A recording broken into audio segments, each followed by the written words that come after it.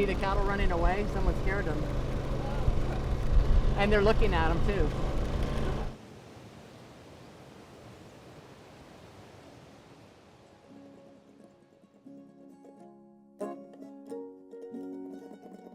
It's very expensive to own a ranch, and it's very hard to make enough money to keep it going.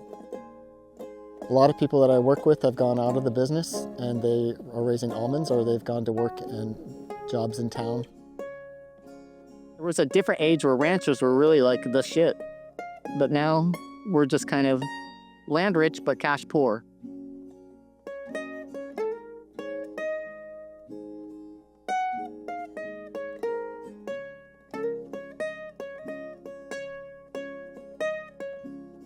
The westward expansion of the 19th century was fueled by the promise of opportunity and independence in the frontier, bringing droves of families to a budding industry, cattle ranching. Over 90% of American cattle ranches remain family-owned and operated, and these small-scale ranches are the backbone of the cattle industry. My name is Nora Harper. My name is Zane Gukin. My name is Sally Gale. And I'm a cattle rancher. I'm a rancher here. And I'm a beef rancher.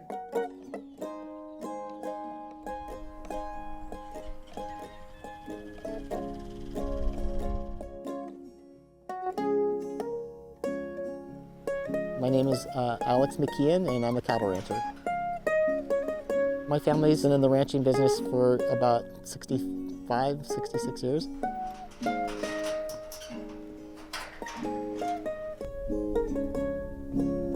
I love the lifestyle that ranching gives me.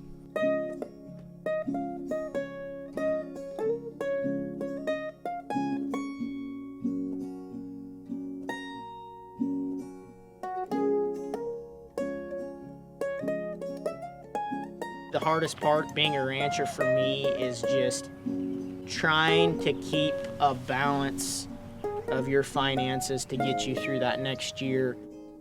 The cattle market fluctuates day to day. Most guys wake up first thing in the morning, they check on their phone or they check on the TV and see what the cattle market's doing.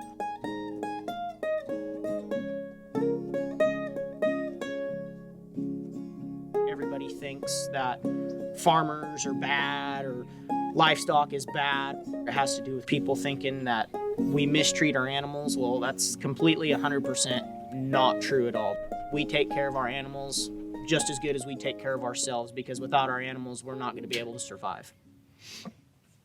Cattle are raised on small ranches, then sold to the highest bidder, often a concentrated feedlot where they're rapidly grown until their harvest. This system leaves ranchers chained to the whims of the cattle market. You can work with your animals and have love and compassion in your heart every day, but then you have one day where you are the meanest person in the world. It's when you have to sell the calves. I have to be able to pay my bills, so when it comes down to that, I have to sort those calves off, load them onto trucks, and they get sold. I don't have a petting zoo. Cattle are all worked and sold, and they're loaded into trucks and shipped to a feedlot.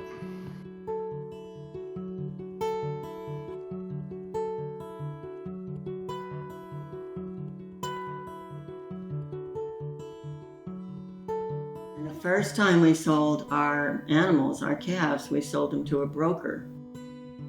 And it did not feel good because we had put so much work into these animals, and then they get loaded up into a truck and they get sent off and we don't know what happens to them. So we just thought, you know what we're going to do? We're going to just put the word out and we're going to sell beef directly to families. We raise them from the time they're born to when we sell them, so they're all born and raised and finished here on the ranch. We don't go through grocery stores or restaurants. I think it's a really great way for ranchers to be able to connect to the people in their area and to supply them with good protein. If the market goes down, they stick with us. If the market goes up, we don't raise our prices. We try to serve our customers well. So we have sort of a philosophy. We want to do the right thing for our customers, for our animals, our domestic animals, and for wildlife and nature. We want everything to be in a nice balance Do you think one of your kids will come and take over the ranch someday? Well, I hope our son will. He says he's interested. I hope he does it.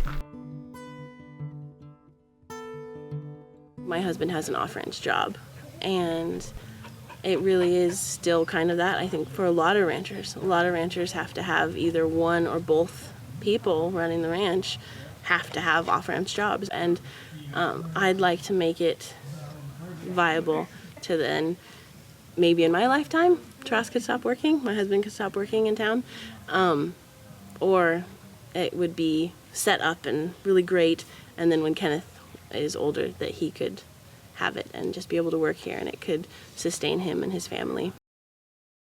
Even though it is a dying lifestyle, I couldn't have asked for a better lifestyle, and I hope my kids and my future generations get to be able to do the same thing that I get to do.